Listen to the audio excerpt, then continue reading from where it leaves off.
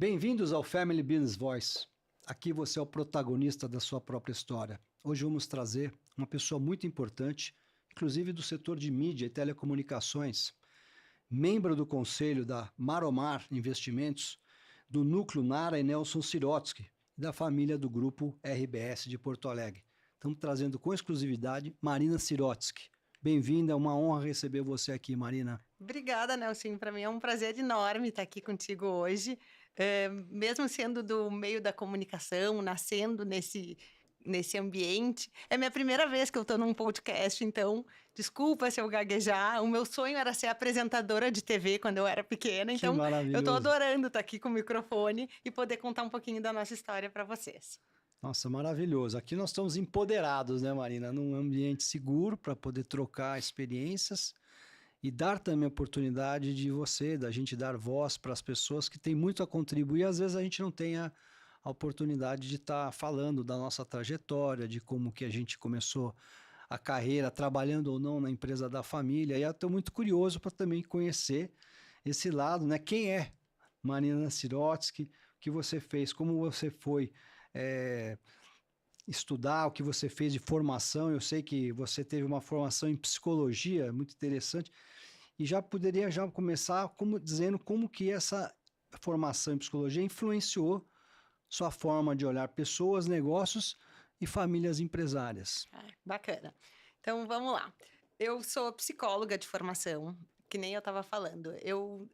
Quando eu fui escolher que profissão eu queria seguir, eu tinha um conflito muito grande, porque eu queria fazer administração, queria estar no negócio da família, mas, por outro lado, eu tinha um lado muito criativo, um lado que eu sempre gostei de pessoas, e eu queria fazer RP. A minha Public mãe... Relations. Exatamente. Aí o meu pai me olhou e disse, Marina, RP você já é por nascença, essa parte corta. A minha mãe é psicóloga também, de formação. Sim.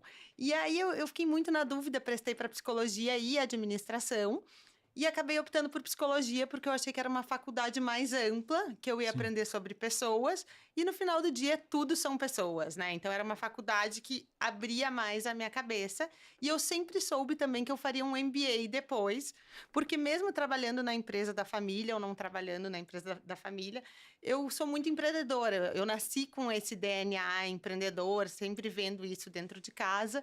E um MBA serviria também para a minha vida, tanto para empreender como também como futura sócia, com essa responsabilidade, sim. Né? Como de uma acionista responsável. Foi para o lado de soft skills, que é muito importante, eu acho que é muito valorizado hoje no mundo corporativo. Você tem essa formação em, vamos falar, humanas, que muito era a tendência das mulheres irem para essa área, né? Psicologia, trabalhar com educação, né? Então, artes, mas hoje isso é muito valorizado. Eu mesmo fiz depois um MBA, um mestrado, e eu fiz um mestrado em comportamento organizacional, e todos os meus professores eram psicólogos. Psicólogos voltados para negócios. Então, assim, eu acho que você aliou a psicologia depois que você fez uma formação mais executiva, maravilhoso, né? Sabe que logo que eu queria trabalhar muito com uma coisa que na época ainda não tinha nome. Eu queria trabalhar com psicologia e marketing. Então, que hoje veio a ser o branding, né? Que era até o que a gente estava comentando aqui um pouco antes. Mas na época ninguém sabia muito bem o que era branding, essa parte de posicionamento e tal. E que tem... então, a minha carreira foi sendo construída dentro desse viés. Eu comecei na faculdade de psicologia, fui ser trainee na Votorantim Cimentos. Nossa, você foi trabalhar lá, que interessante. Eu me formei em Porto Alegre, e aí com 22 anos eu vim morar em São Paulo. Hoje eu olho para trás e digo, que loucura, que aventura. Frio na barriga. Frio na barriga. Eu vim morar aqui, não existia Waze. Eu dirigia para lá e para cá, eu olhava aqueles mapas, né? Morava sozinha, eu olhei... Guia quatro rodas. Se perdendo. Hoje eu falo para meus pais, como é que vocês deixaram? Hoje eu, mãe, olhando para trás. Mas eu acho que é um pouco isso, assim, a gente tem que poder se aventurar e ir atrás dos nossos sonhos.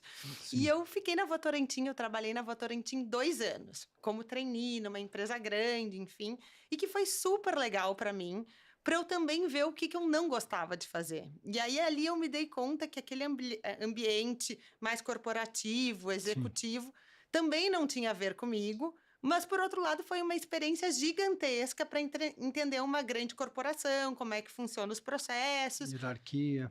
e ir construindo. Então, eu saí da Votorantim, eu voltei a morar em Porto Alegre e virei sócia de um... Virei sócia não, eu fui trabalhar numa consultoria que estava vinculada com uma agência, que se chamava Paim.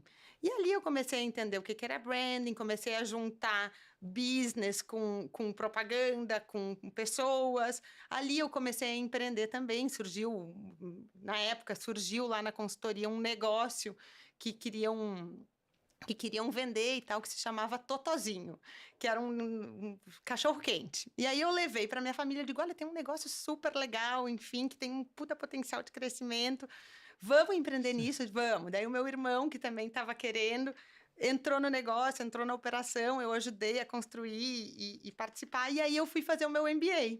Né? Depois, com a minha pequena experiência empreendedora ali no Totozinho, junto com o meu Já tinha um irmão. certo estofo ali, é bom porque tem um pouco da prática, você não vai muito cru, né? Exatamente, eu já tinha tido uma experiência numa empresa grande, numa agência de propaganda, na parte de consultoria, um pouquinho empreendedora junto com o meu irmão ali, e fui fazer meu MBA em Madrid, no IE. Eu estava curioso, porque eu recentemente fui para Madrid, aliás, a gente se encontrou num restaurante que... Coincidência, imagina, tamanho de Madrid. Entrei no restaurante, você estava lá com seu filho. E aí eu fui visitar a IE, que sempre foi uma curiosidade, aquele prédio maravilhoso. E você estudou lá? Não, então, eu cheguei no IE, quando eu decidi que eu queria fazer meu MBA, eu não era casada, eu não tinha filhos, e eu queria ir para um lugar legal. Então, assim, eu queria fazer uma formação bacana num lugar legal. E eu preferia a Europa do que Estados Unidos. E aí eu comecei a olhar, estudei todas as faculdades, visitei todas. E eu cheguei no IE, eu me apaixonei, porque era uma escola que tinha um DNA empreendedor muito forte. Sim. O MBA era no meio da faculdade, esse prédio ainda não existia. É verdade, é um prédio novo. Exatamente, eu fiz meu MBA há 15 anos atrás, já faz um tempinho.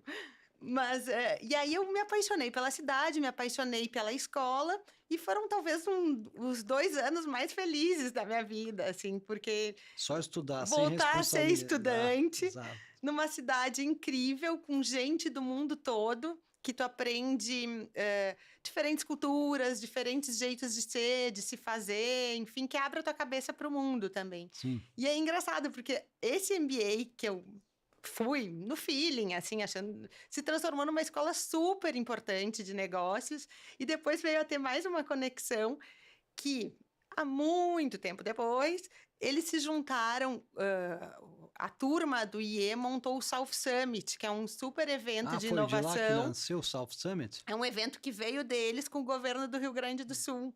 Exato, hoje em Porto Alegre, já está em qual edição esse evento? Está na 5ª edição já. E eu participei, e aí na época, quando estavam começando o evento, me chamaram, que queriam ex-alunos do IE, que estavam empreendendo, e eu participei do evento, e ali eu também ajudei a empresa da família a se posicionar mais.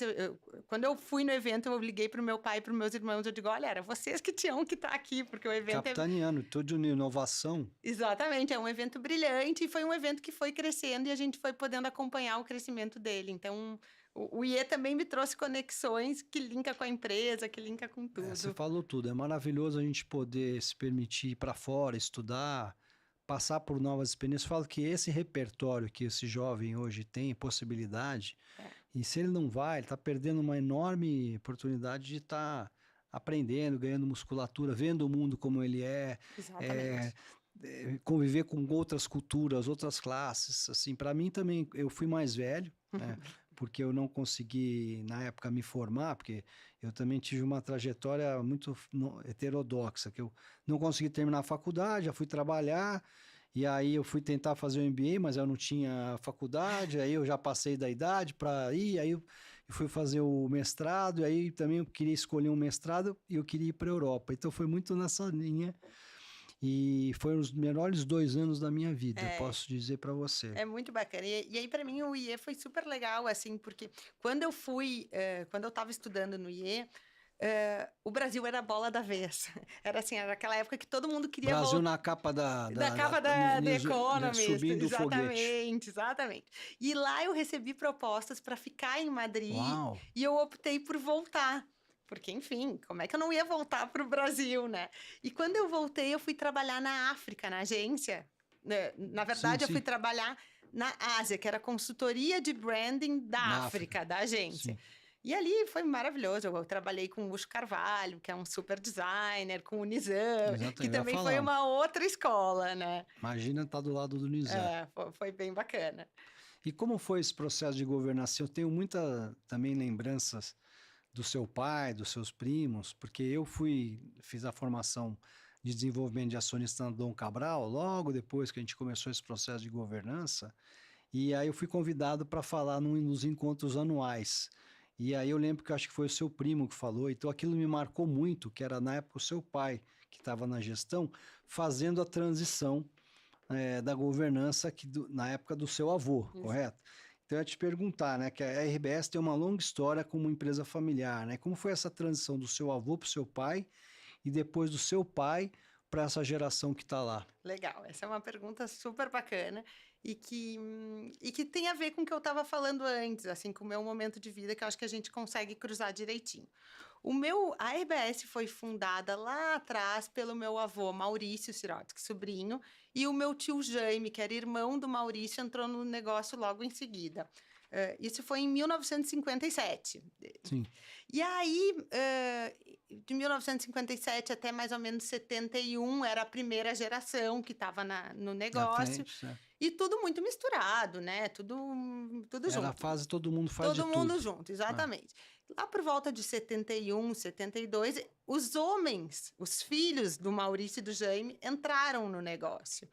E isso foi. E ali estavam começando a pensar como é que seria e tal. E aí o que aconteceu? Em 86, o meu avô Maurício, com 60 anos, ainda muito jovem, morreu de um Olha só. ataque cardíaco. Eu Então, me assim. lembro desse Então episódio. foi um processo de uma sucessão totalmente não Uma planejada. sucessão forçada. Forçada, exatamente. E o meu pai, que já estava na operação, era o filho mais velho do Maurício, estava no negócio, enfim. E o meu pai fala muito isso, assim, que como ele teve uma sucessão não planejada, ele gostaria de planejar muito as próximas, Perfeito. né? Tudo que ele viveu, ele fala assim, tudo que eu vivi, que eu tive que passar, eu não quero que meus filhos tenham que passar Sim. também. Então, ali já tinha uma sementinha de organizar, e a partir daquele momento foi se organizando esta sucessão. Aí, o que acontece? Aí entra John Davis no processo, a gente aprende um monte, os círculos, os 3 círculos, as coisas vão se organizando. Vocês foram sempre a referência do John Davis em governança. Sabe né? que eu acho que a gente foi uma das primeiras famílias que trouxe o John Davis para cá, para o Brasil.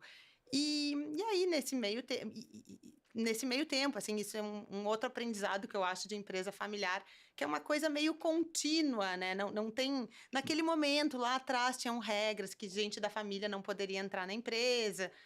Acho que são momentos que vão indo. Fases assim, da empresa. Fases da empresa, exatamente. Então, eu nasci sabendo que eu não ia trabalhar na RBS.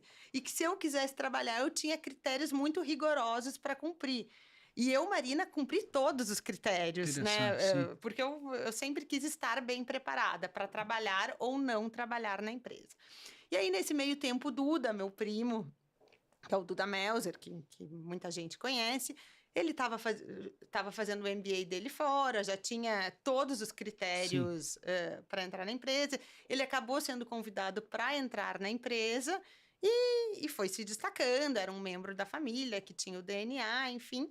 E aí, e o meu pai tinha muito assim que ele queria sair da empresa, ele queria preparar a sucessão queria fazer dele essa transição. até os 60, porque eu acho que ele tinha algum medo de falecer. Nossa, hoje é e hoje é extremamente muito jovem. Eu tô com jovem. quase 60. Exatamente. Então, por volta de...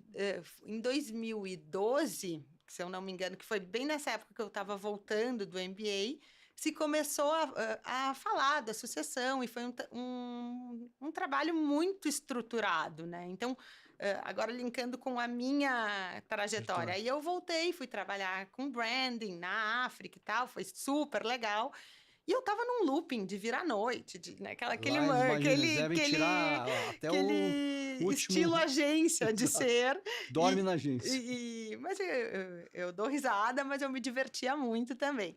E ali eu estava se preparando para a sucessão do meu pai para o Duda. Ah, E aí o Duda veio conversar comigo e me disse: Olha, Marina, eu vou precisar de ti. Daí eu digo: No quê, Duda? Vamos lá. A gente vai ter que montar um conselho de família. A essa altura já se tinha um conselho de família na empresa, mas a gente vai ter que montar um conselho de família estratégico, um conselho de família atuante. atuante, até para ajudar nesse processo de transição.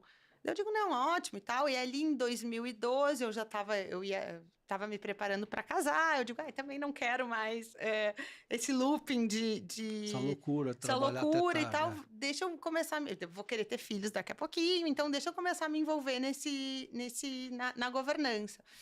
E aí foi super bacana, porque eu entrei no conselho de família a convite do Duda e participei muito de perto, mesmo não estando na operação, Na construção. da construção desse novo momento, né? E foram inúmeros os aprendizados nesse conselho de família, né? Além dessa ruptura que teve, que foi do seu avô, teve momentos de desafio assim? Você pode compartilhar? Porque acho que é bacana a gente falar aqui esse processo, como você falou, porque ele nunca para. Eu acho que o mais difícil é dar o pontapé inicial, na família ter a vontade de fazer. Acho que foi capitaneado, patrocinado muito pelo seu pai, apesar que já tinha certas regras, mas eu acho que o fato dele vir da segunda geração talvez tenha ajudado a ser uma transição, vamos dizer, não tão traumática, né? Mas você pode compartilhar assim, quais foram os principais desafios, como que vocês estruturaram essa governança, tanto da família quanto corporativa, das divisões de regras, quem trabalha, quem não trabalha, como a família também, como você falou, conseguiu no Conselho de Família dar uma visão estratégica para o grupo? Perfeito. E isso eu acho que, até para começar a falar disso, eu não posso deixar de citar o professor John Davis, né? A gente Sim, aprendeu muito com o professor que John legal. Davis, e ele sempre falava que família cresce mais que o negócio, cresce mais rápido do que o negócio, Exponencial. exponencial, e que structure is your friend. Então a gente Ok, sempre procurou ter as regras claras para todos os fóruns, assim, né? E uma das tá. coisas que eu aprendi muito durante esse processo é que na família as pessoas são diferentes e são jeitos diferentes e tu tem que aprender, e aí vem a psicologia junto, né? E que você tem que aprender a lidar com Não, todas essas diferenças, mas tem um todo maior. Tu tem que pensar que é assim que eu sempre enxerguei e que tem um legado maior, tem propósito maior de estar com a um família unida. propósito maior e tu pertencer a uma família empresária, eu acho que tu tem uma responsabilidade maior também de poder contribuir, seja estando no negócio ou não estando Muito no bem, negócio, sim. né? Então a gente sempre foi muito por essa linha, assim, e eu vejo assim que em conselho de família, às vezes os problemas, os menores São os que problemas mais são os incomodam. que mais incomodam, né? Então, Sim. um problema assim que parece muito bobo, mas que era uma coisa que a gente vivenciou muito, era nós somos sócios em Porto Alegre de um festival chamado Planeta Atlântida, Conheço que bem, é sim. um dos principais Festival de festivais de música. música do Rio Grande do Sul, enfim. E uma das grandes questões era quem ia usar o crachá Nossa, durante o evento, né? Porque quem vai no camarim, quem não vai no camarim. Então, são coisas que parecem muito bobas, mas quando envolvem família, são detalhes que têm que ser você tem que cuidados, dar né? atenção a isso. E eu acho que esse é um exemplo bobo, mas eu acho que diz Sim. muito de empresa familiar, que eu acho que a gente tem que prestar muito atenção nos detalhes, porque envolve família, envolve relação, envolve laços que vão além da mesa da sociedade, né? Depois tu vai estar convivendo, enfim. Então, eu acho que é bacana de contar isso também. E você que ficou à frente, por quantos anos você ficou à frente do Conselho de Família e o que você poderia dizer que foi o seu maior aprendizado aí nessas lições e nessa transição tão relevante? Eu acho que eu fiquei na frente do Conselho de Família, enquanto ele era um órgão estratégico e forte. Acho que eu fiquei uns 8 anos, assim, nesse processo. Bastante. Aí, nesse meio tempo, eu me envolvi bastante nesse mundo de empresa familiar, participei de alguns grupos de empresa familiar, fui em vários eventos da família empresária, né? E é um network muito bacana de ser construído e ser de troca entre famílias, assim, né? Porque eu acho que a gente aprende muito com os cases dos outros, Olhar né? através do aprendizado, através do outro. Exatamente. E aí, o que acontece, né? E aí, em família também, as pessoas têm os seus sonhos individuais que, às vezes, não estão relacionados com o negócio, Sim. né? Então, a gente também... O Duda, meu primo, nesse processo todo de construção... o Duda a gente foi crescendo, tinha aí BRICS, que era Eu me lembro, uma tive forma lá de diversificar, enfim. na República, o escritório, né, que o Pedro tocava, não era? Junto com o Duda. Exatamente, que o Pedro e o Duda tocava e tal. E eles se identificaram muito com esse negócio. E aí eles resolveram ir para Essa esta área frente. de venture. Para essa Ventures, que hoje o Duda é da IB Capital, né? Isso. O Pedro também está em outro lugar. E foi um processo também que foi feito com muita transparência e naturalidade, né? Que eles acabaram saindo da operação da RBS para ir atrás dos sonhos deles também, né? Então também foi bacana. E aí o que aconteceu? O meu pai, que queria sair da empresa, que fez toda a sucessão, né? Que se achava que deveria sair com seus 60 anos, que foi para conselho, enfim. Ele acabou saindo da operação por um tempo, até para deixar o Duda tocar, Sim. né? Que estava conforme todo combinado. E ele até escreveu um livro na época, devia ter te trazido, se chama O Oitavo Dia. Aliás, já tinha falado com seu pai que ele queria falar em um dos nossos eventos, quero convidá-lo novamente, que era o lançamento do livro. Exatamente. E é um livro super bacana. O Oitavo Dia. O Oitavo Dia. Que é depois do amanhã, né? O que acontece talvez na verdade, o Oitavo Dia, ele tem relação também no judaísmo, que o Oitavo Dia é o dia que o menino faz a circuncisão.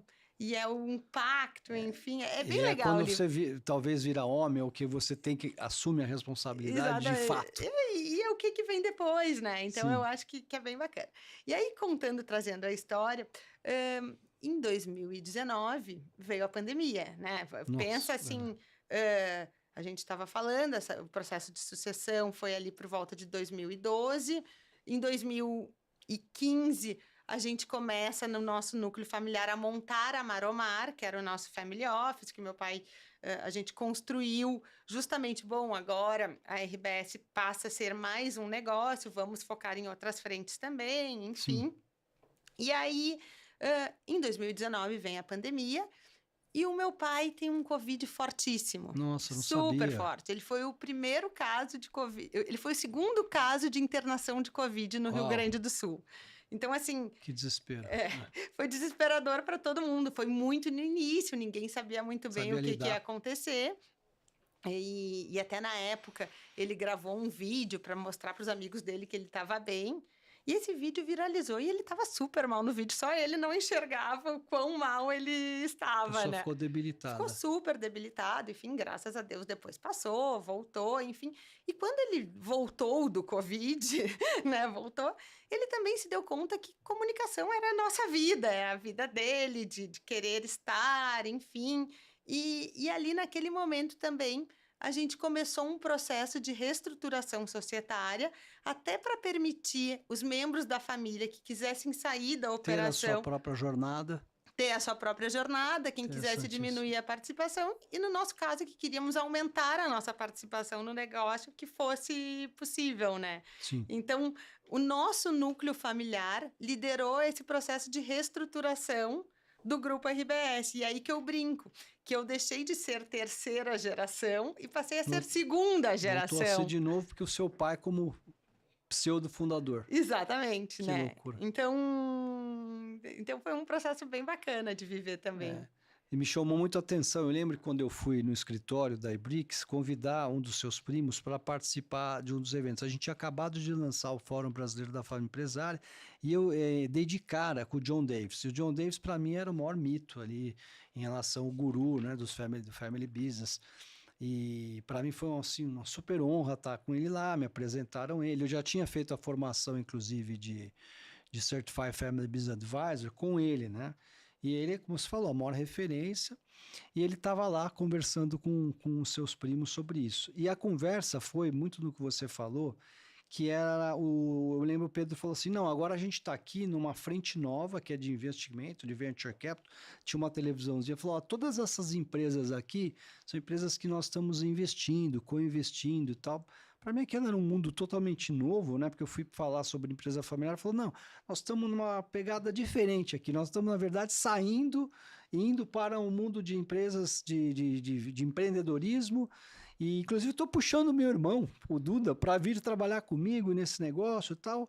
Aí eu fiquei todo confuso, né? Falei, nossa, mas como é que vai ser a governança lá, a sucessão? E é o que você falou, a gente tem escutado muito essa questão do pruning, que é a poda, né?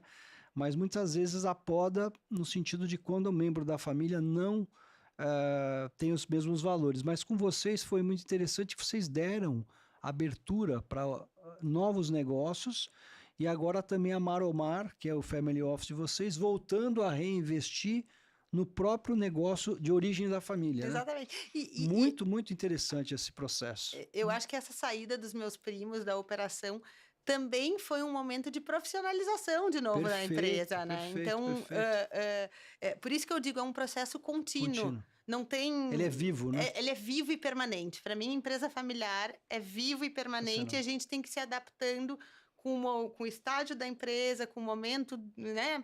Para poder continuar crescendo, enfim, né?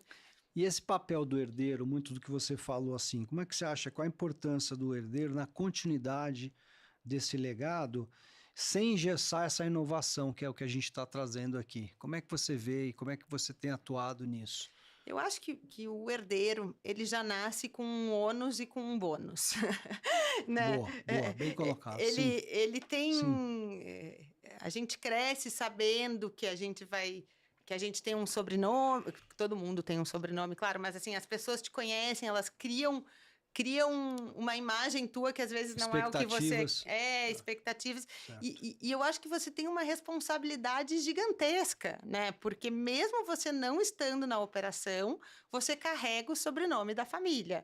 E se você faz alguma coisa que não é legal, impacta na empresa. Na imagem, sim. Impacta na imagem, impacta na empresa, impacta... Então, a responsabilidade é gigante.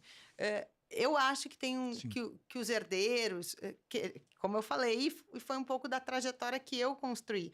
Estando ou não estando na empresa, a gente tem que estar muito bem preparado. E eu acho que a gente pode estar muito próximo da empresa, mesmo não estando na operação. Perfeito. Né? Então, hoje, eu, através do conselho da Maromar, eu estou muito próxima da RBS, eu sei tudo o que acontece, enfim. Você tem as reuniões de conselho, transparência, como você falou, exatamente, informações, exatamente. Acompanha sobre investimento, tudo. Tudo, exatamente. Então, o meu conselho para essa nova geração é estejam preparados, né? Seja para estar na empresa ou não estar na empresa, né? E eu acho que não tem um modelo certo, porque tem que trabalhar na empresa da família, não tem que trabalhar na empresa da família. Eu acho que cada um constrói o seu. O jeito que a gente está hoje na RBS, como é que a gente conduz? Hoje é uma empresa profissional, sim, mas a gente está muito próximo da empresa através do conselho de gestão da empresa. Os meus 2 irmãos estão no conselho de gestão da empresa e a gente controla a empresa através do conselho de gestão, né? Então, nós temos o conselho de gestão, que eu não participo, e temos o conselho da Maromar, que é através da onde eu fico sabendo do que está acontecendo no dia a dia da operação. Você tem os fóruns, né, como a gente chama, né, o conselho de família, o conselho de sócios, exatamente, o conselho lá, o comitê gestor, o conselho dos executivos, né, que tem pessoas externas ou próprios membros da família. Tem os comitês, exatamente.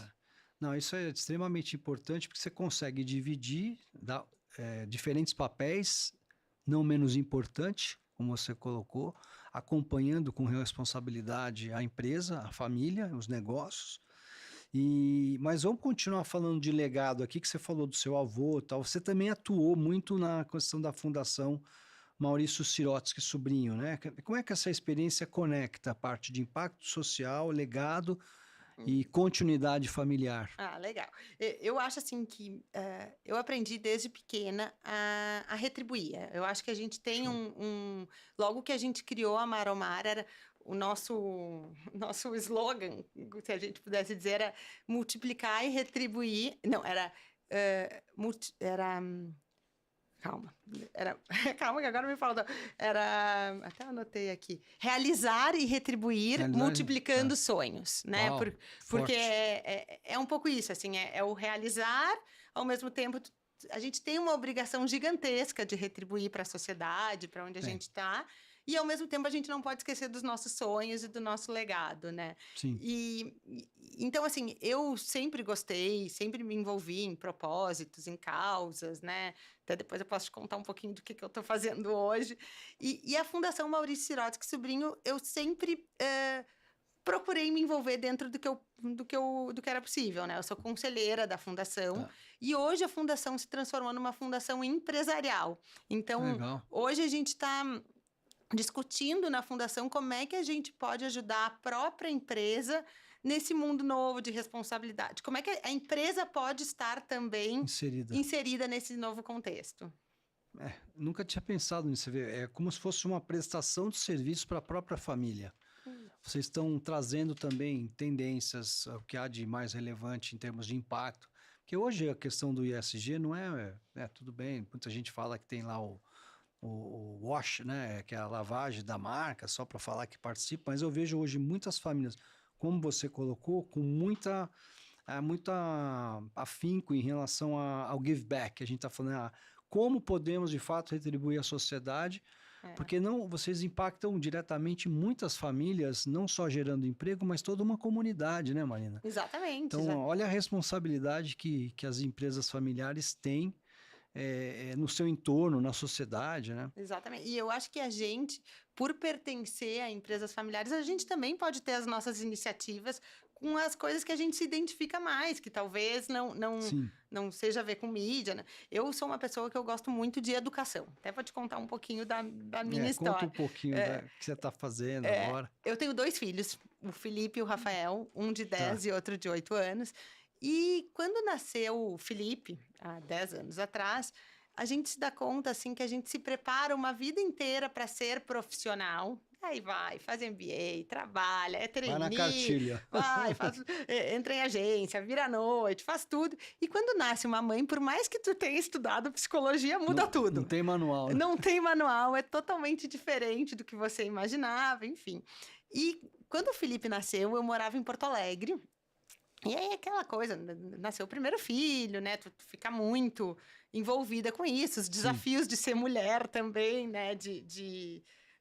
Sobra muito para a mãe, né? Nesse primeiro momento. Só sobra para a mãe, né? Vocês que carregam 9 meses, Exatamente. mas tudo é a mãe nos primeiros 2, 4 anos, né? Acho que... E aí, quando o Felipe nasceu e era pequenininho, eu montei um projeto com uma amiga minha no Sul, chamado Escola de Pais, que era um projeto que, junto com o Instituto Ling, que é uma instituição super legal lá em Porto Alegre, que a gente trazia palestrantes do Brasil todo para falar sobre educação de filhos. Sim.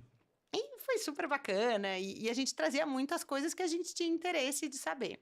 Quando eu voltei a morar em São Paulo, as minhas amigas aqui começaram, Marina, você faz palestra muito legais em Porto Alegre, de educação. Por que você não faz isso aqui também?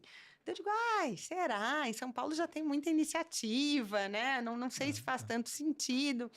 E aí me convenceram que eu me juntei com 2 amigas e a gente montou o Mordi a Língua. O que seria o Mordi a Língua? Até anotei aqui, achei demais essa Mordi a Língua é que a gente sempre fala que a gente vai fazer tudo de um jeito e acaba fazendo do outro, né? E na educação dos filhos não é diferente.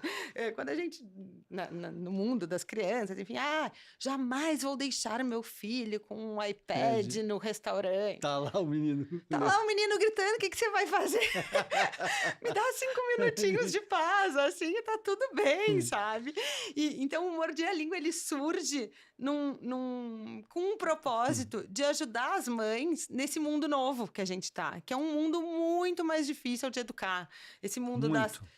o mundo das telas, o mundo da adolescência, um mundo que quando antigamente, na nossa época, que nem eu disse, eu vim morar em São Paulo, não tinha o Waze. Agora, eles estão lá na internet, no computador, a gente não sabe o que eles estão vendo, com quem que eles estão falando, com quem que...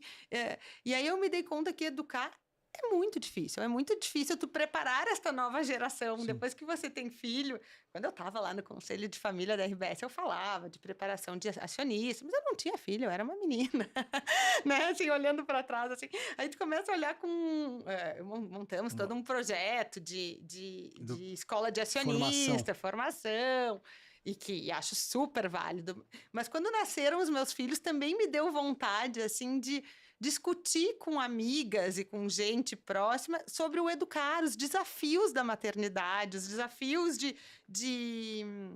Isso é pouco falado, né? Acho que se vira meio que um tabu, né? Muito As pessoas pouco têm, talvez, falado. não sei se é vergonha, mas... Não, e aí cada filho tem os seus desafios, e hoje em dia tem muita criança com TDAH, aí tem grupos que não, não, mas não pode falar e tal. Então, esse nosso grupo é um grupo...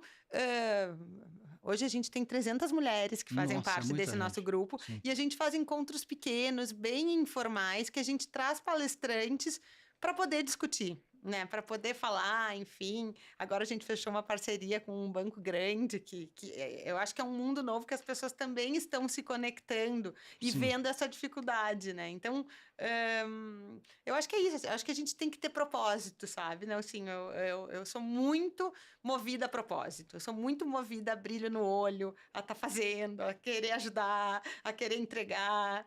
Eu já vi que você não para, né? Que não você paro. É super acelerada. Tem aqui um monte de... Você, como empreendedora, né? Criou também a Lana Trends, plataforma de curadoria de moda, lifestyle. Essa jornada de empreendedor, falou que Escola de Paz, Projeto Voluntários pela Vida, Mordi a Língua. Mordi a Língua é a última iniciativa. Mas conta um pouco, como é que foi essa anteriormente você montou a Lana Trends, o que seria essa plataforma de curadoria de moda? Então, o Lana Trends foi uma super experiência de startupeira que não deu certo. Eu estava entrevistando meu filho e falou, startup é feita para não dar certo mesmo, para a pessoa falhar e voltar. Eu faço parte daquele número que não deu certo. Então, e foi um super aprendizado, porque o que aconteceu? Os meus filhos nasceram em Porto Alegre e depois eu voltei a morar em São Paulo. E aí veio a pandemia, nesse meio tempo da pandemia eu cheguei a pensar em transformar a Escola de Paz num negócio online, enfim, mas perdi o timing, e aí quando eu vi já estava tudo acontecendo ao mesmo tempo, ninguém aguentava mais, né? Já tinha essa pauta. Aí, na época, eu montei um projeto com amigas que a gente falava dos perrengues da pandemia. Tinha um Instagram super engraçado que a gente ficava debochando de nós mesmas, né? Do que a gente estava vivendo naquela época. E aí, com uma dessas amigas, ela teve essa ideia de lançar uma plataforma de curadoria de marcas infantis, porque o que acontece também? Tem muita gente, muitas mulheres que são empreendedoras, que são executivas, quando tem os filhos, não sabem o que vão fazer, tu não consegue mais, talvez, tocar aquela vida executiva como você era antes, e tem muita gente que lança a sua própria marca, né? Tem muita marquinha pequena. Nossa, e a gente, bom... É uma forma da pessoa continuar trabalhando, mas não naquela naquela loucura. Então, tem muitas que montam marca de criança, marca de roupa, né? Tem um empreendedorismo feminino pós-maternidade. Tem um nicho aí. Tem um nicho. E a gente viu esse nicho e disse, não, vamos botar toda essa gente numa plataforma... Sim. Porque elas não têm... Para ajudar a rodar, para ajudar a comunicar, para ajudar a fazer propaganda. São marcas com propósitos, marca de mulheres, né? Sim. Montamos essa plataforma chamada Lana Trends e foi super bacana. Enfim, era um marketplace. Eu nunca tinha trabalhado com marketplace na minha vida. Foi aprendizado. Super aprendizado, super aprendizado. dificílimo de Difícil. escalar. Difícil. Envolvia...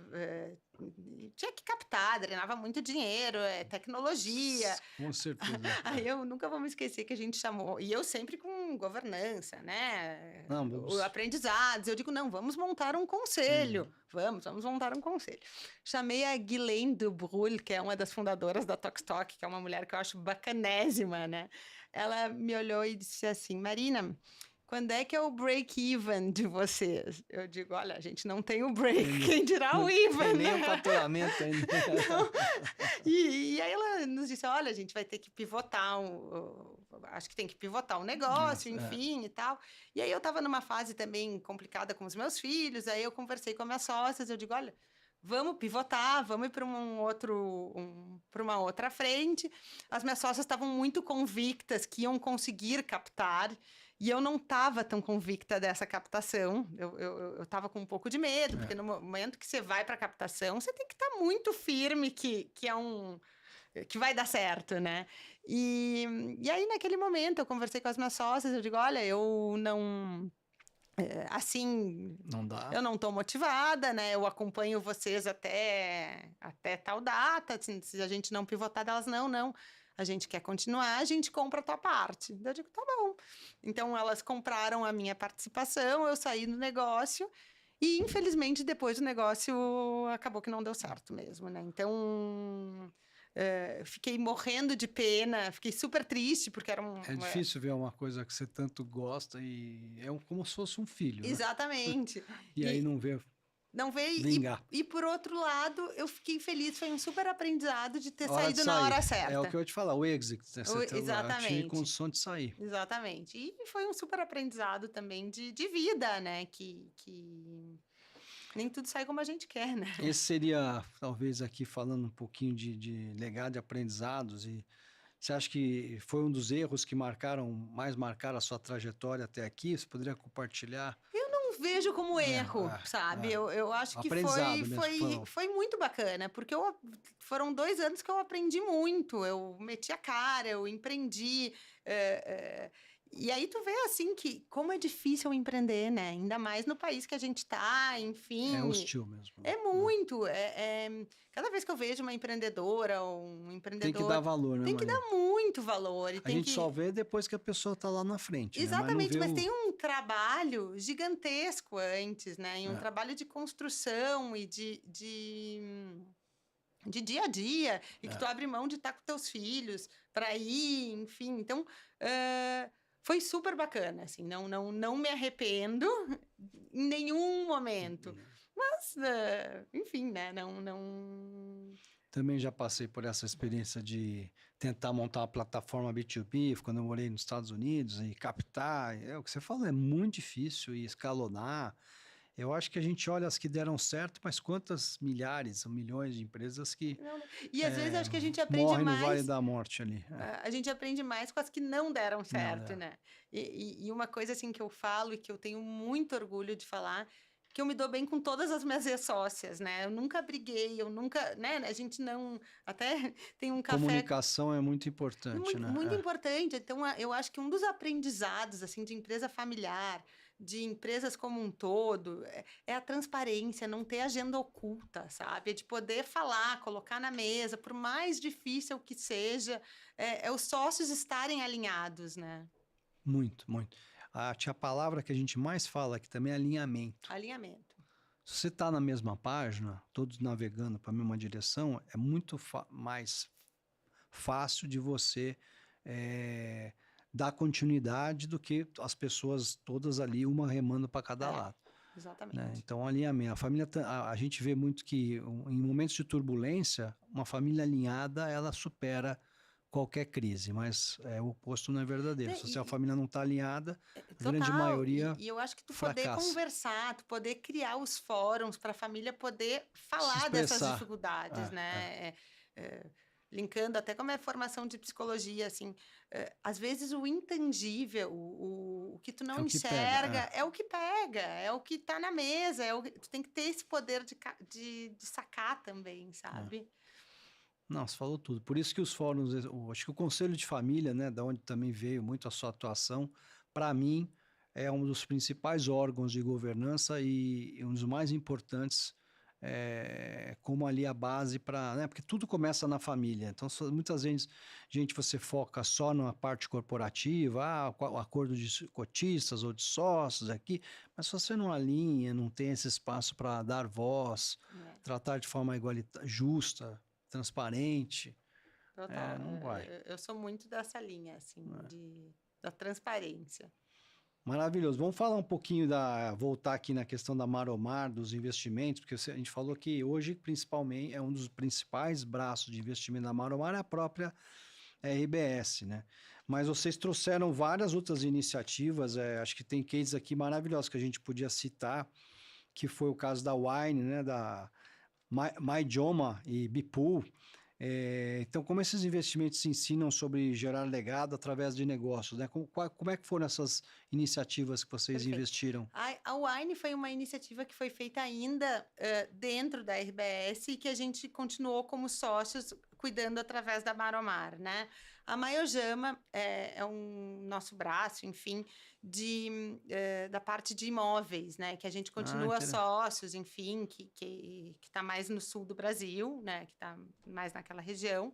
A Bipool é o negócio do meu irmão, Roberto, que eu tenho dificuldade de explicar, ele me mata sempre, mas assim, ele junta grandes indústrias, empresas com pessoas de marketing e de freelancers e tal, ele faz essa ponte do fornecedor lá, da ponta com a empresa, sem às vezes precisar de uma agência, sem precisar ou de uma agência menor, com uma grande empresa, enfim, que vai super bem, eles estão crescendo bastante, né?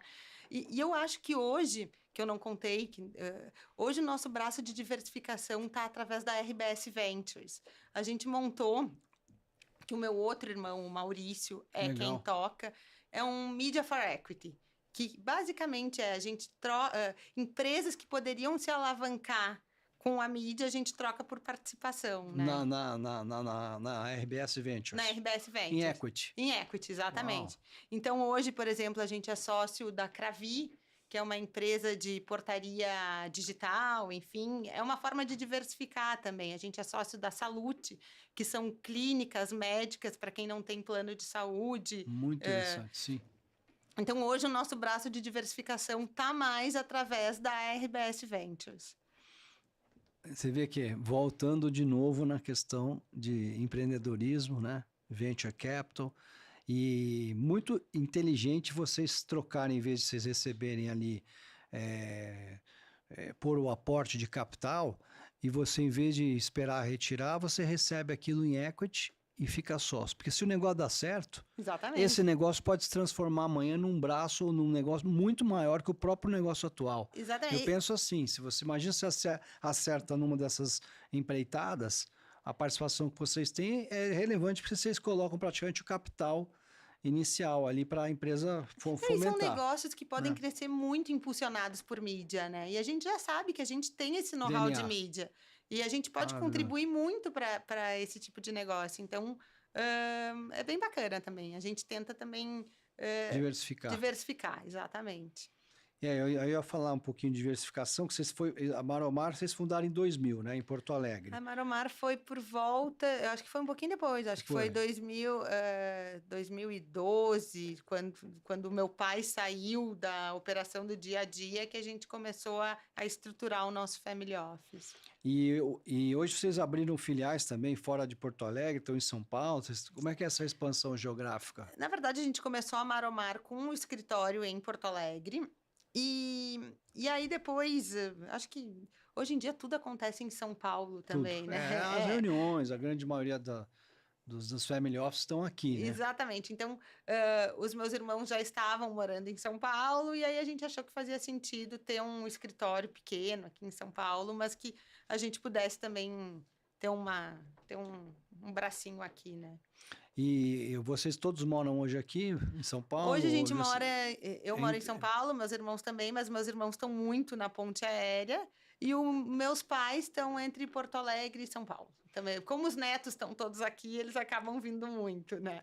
Mas a empresa lá, eles ficam bastante lá também. E hoje o seu pai ainda está atuante na Hoje empresa? meu pai está no conselho da empresa, ele é presidente do conselho e ele é o publisher da empresa, que eu acho que é o cargo que ele mais gosta e que eu acho que ele não vai largar nunca É a mais. cara da empresa, né? Cara da empresa, e é a vida dele, sabe? É bacana, assim. E uma coisa que eu acho que é legal de contar também, hoje na Maromar, a gente trabalha a governança do nosso núcleo, né? Então, hoje a gente não Sim. tem um conselho de família, porque a gente está num momento de conselho de sócios, ainda é muito É pequeno. isso que eu falei, é pequeno, né? Você, seus os irmãos, Eu e 2 irmãos. você e 2 irmãos É. e os filhos que são E pequenos os ainda. filhos que o mais velho é o meu, que tem 10 anos. Mas, Sim. por outro lado, a gente já está pensando nessa nova geração, né? Então, até foi super engraçado que eu fui com os meus filhos para Porto Alegre e a gente foi na empresa, né? Sempre que a gente vai para Porto Alegre, a gente Visitar, vai na empresa visitar, enfim. Agora, em junho desse ano, teve o evento de 100 anos, que meu avô estaria fazendo 100 anos, teve uma série de homenagens, então, eu levei os meus filhos, enfim. E agora, na minha última ida a Porto Alegre, eu fui com eles na empresa, na TV. E Tá. eles adoraram, né? Adoraram. Então, eu acho que são sementinhas que você vai plantando, Você né? vai vendo quem tem vocação para Eles aquilo. adoram esportes, adoram. E o meu pai brinca com eles, que é a maior brincadeira que eles gostam, que é a Rádio Netinhos, que eles vão montar a Rádio Netinhos. Então, um é comentarista de tênis, outro é comentarista de futebol, o outro é comentarista político, e a gente se reúne nos jantares, e eles começam, e agora, a Rádio Netinhos, diretamente. Então, assim, eu acho que é um DNA que você vai construindo, né? E é o amor. Eu acho que o que mais nos une enquanto empresa familiar é o amor pela comunicação, é o legado, é o orgulho de tudo isso que foi construído.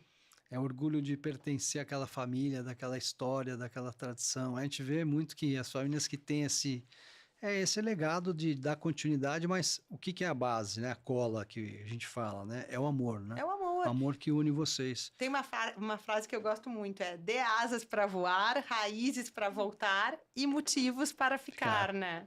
Do Dalai Lama, né? Enfim, que eu acho que faz muito sentido, né? Muito, muito. Não, muito bonito. Eu queria te perguntar, assim, o que você sonha para o futuro da sua atuação pessoal e da Maromar, investimentos nos próximos anos? Então, eu acho que o meu maior sonho, assim, é continuar estando perto, sabe? E contribuindo do jeito que eu possa contribuir.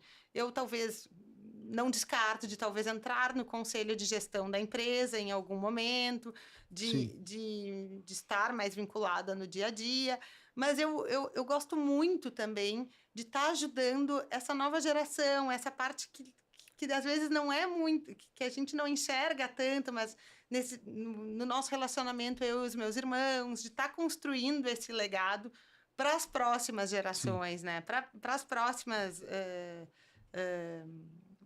que está recém começando, né? E filhos pequenos, assim, acho que o meu maior sonho é ver essas crianças bem educadas, bem formadas, fazendo o que quiserem fazer, estando preparados para o que quiserem ser, né? Não... que eu acho que é por aí. Eu entrevistei também meu filho aqui no canal de podcast e ele estava falando exatamente dessa oportunidade que eu dei dele seguir o próprio sonho, né, caminho dele, sem a gente forçar de trabalhar na empresa. Eu até quase perguntei se ele ia, porque ele mora nos Estados Unidos, se ele ia voltar ou não, mas eu falei, melhor não perguntar. Porque... Pergunta depois no jantar em casa, já que ele me responda alguma coisa que eu não quero ouvir. E, não, maravilhoso, porque eu acho que é esse papel que você faz que é um papel que eu diria até invisível, né, Marina? Mas é muito importante como continuidade, né? Como formação. E sem amor, até entrevistei também uma empresária aqui, e que ela falou que as conversas na mesa de jantar influenciaram muito ela na relação dela querer ou não trabalhar na empresa da família. Olha que interessante que você está trazendo, porque se você traz para a mesa de jantar só problema, briga, discussão, aquela criança ela vai associar a empresa familiar como um problema, e ele vai querer talvez não estar lá porque ele falou, não quero isso para minha vida. Mas de forma que você colocou muito lúdica, engraçada, dos netos falando da rádio, do netinho, transformando um negócio, uma brincadeira em um negócio, você está transmitindo o DNA de vocês, o amor àquele negócio, e vai ali, você falou, plantar a sementinha de quem é que vai dar continuidade. Exatamente, né? Maravilhoso, maravilhoso essa forma que vocês estão fazendo. E muito sem pensar, né? Eu acho. Foi de coração mesmo, Não, né? e isso eu acho que é uma coisa assim que é Muito do bacana. nosso DNA, assim. Eu acho que É. quando vê, que nem eu te falei, o negócio do meu pai é a comunicação, ele adora isso. É. Quando eu vi ele brincando com as crianças disso, eu digo, isso é sensacional. E aí a gente foi na rádio, eles pegaram os microfones, cada um deu suas opiniões, enfim. Foi super bacana, assim, né? É muito bacana de ver. E uma das coisas que a gente está trabalhando na Maromar, enfim, no nosso núcleo, é exatamente isso, é a sucessão, inclusive, do meu pai, porque não é um assunto que se gosta de falar, enfim, meu pai hoje tem 72 anos, está É novo super ainda, ativo, é muito novo. novo, mas eu acho que tu poder trabalhar a sucessão com a pessoa ali junto, é Ativa, né? ativa, ajudando, contribuindo, né? Eu acho que é muito bacana também, sabe? E De se preparar. E os tempos também mudaram, porque você falou, antigamente a pessoa com 60 anos poderia se achar velha, né? Que era o momento de sair. Tinha até nos protocolos de família que 65 tinha que ir para o conselho. Exatamente. Mas hoje você vê uma pessoa de 75, vejo meu pai também, um hiper atuante, né? Até brinco, falo, quando é que você vai largar o osso? Ele fala, talvez uns 5, mais uns 10, né? Quer dizer, aí eu já vou estar passando dos 60 e pouco. Então, mudou tudo, né? Exatamente. E as pessoas têm muita energia, graças a Deus, né? A longevidade é um fato. E falando em longevidade, conta um pouco, hoje, o que você está fazendo, né? Que você falou que tem outras iniciativas também, que acho que veio um pouco da sua vocação. Então, hoje eu montei, como você viu, né, Nelson, eu sou uma pessoa que eu não consigo parar. Eu tento, mas eu não consigo. Eu, assim, contando um pouco da minha vida pessoal, eu comecei a correr agora também. Então, agora eu estou me preparando para uma maratona. Porque eu acho que na corrida é um momento que eu tenho eu comigo mesmo. Eu fiz muitas e é maravilhoso esse processo. Você fica ali remoendo e discutindo e com trazendo a você solução. mesmo, exatamente. E é uma coisa que te dá disciplina também, né? De treino. E hoje eu montei com uma amiga um hub de conexões, porque eu acho assim que mas bem abaixo da linha do radar, sabe? Até alguém me falou, Marina, você faz é quase uma matchmaker. Eu digo, é isso mesmo, porque acaba surgindo, acaba aparecendo muita coisa pra gente, aí né? Filtra para ver quem que tem aquela vocação, o DNA daquilo ali. Não, acaba, não só filtra para ver quem tem o DNA daquilo ali, mas assim, eu não vou apresentar uma coisa para alguém para ganhar em cima, é zero a minha cara. Eu vou apresentar só se fizer sentido, sabe? Porque claro.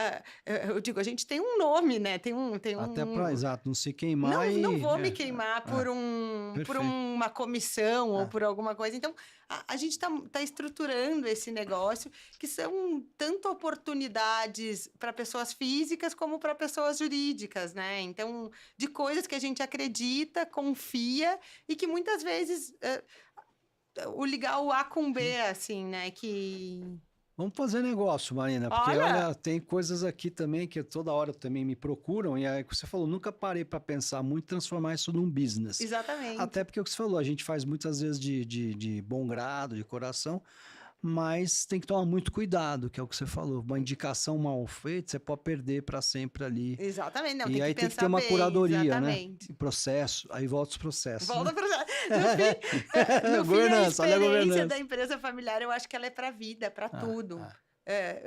Se eu tivesse que deixar um recado, assim, a parte de processos, estruturas, ter os fóruns adequados para poder tratar as coisas, a transparência, alinhamento, eu acho que são tudo coisas que você leva para a vida e sem nunca esquecer o brilho no olho, né? O poder ir atrás dos teus sonhos, fazer o que te dá vontade, né? É brilho, é o que você falou, é amor, fazer com amor. Meu pai sempre também falou, você fazer com amor, as coisas dão certo. Né? Exatamente.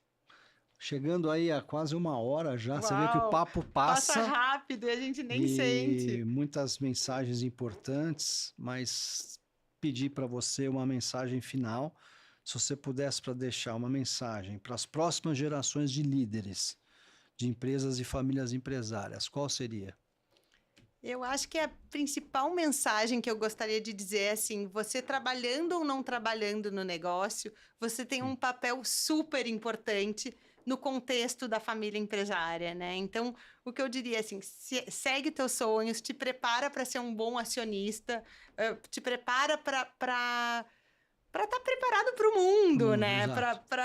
E sempre com muita transparência, com estrutura, buscando os fóruns adequados, né? Sim. Que eu acho que aí é sucesso, Você é uma né? entusiasta da governança, vamos dizer. Eu acredito muito, gosto muito e no que eu puder ajudar, estamos por aqui. Tá aí um case de super sucesso. A Marina Sirotes trouxe enormes ensinamentos da importância e relevância da governança, né? Na vida, todo lugar com regras, com estruturas, é muito mais fácil para que a gente possa prosperar, principalmente em empresas familiares que têm muitos núcleos, muitas pessoas de diferentes formações, por mais que a gente participa e é formado na mesma família empresária, a gente é muito diferente de nossos irmãos e irmãs. Então, tendo regra, tendo governança, é muito mais fácil de ter continuidade da família empresária. E hoje falamos muito de educação, formação, e super prazer te receber, uma honra, como eu te falei. Aprendi bastante também, eu sempre estou aprendendo aqui. Esse canal tem sido uma ótima oportunidade para a gente trazer voz, protagonismo, e queria te parabenizar pela sua trajetória maravilhosa. Ah, muito obrigada, Nelsinho. Foi uma honra estar aqui com você. E espero que seja o primeiro de muitos, né? Que a gente realmente faça negócios juntos, que a gente esteja próximo e que a gente possa mudar, contribuir, Sim, agregar para o nosso país e ajudar as empresas familiares a manterem o seu legado, a manterem a sua história, né? E que possam durar por muitos e muitos anos, né? parabéns também pela trajetória da família, da RBS, a história de construção desse Brasil. Obrigado a todos pela audiência, né? Vocês que ainda não nos seguem, estamos no canal Spotify, YouTube e no Instagram dos Rios, e logo vocês vão poder ver esse episódio completo aqui da Marina Sirotsky, da RBS e da Maromar Investimentos. Obrigado a todos, obrigado Obrigada a Marina, você. e até o próximo episódio.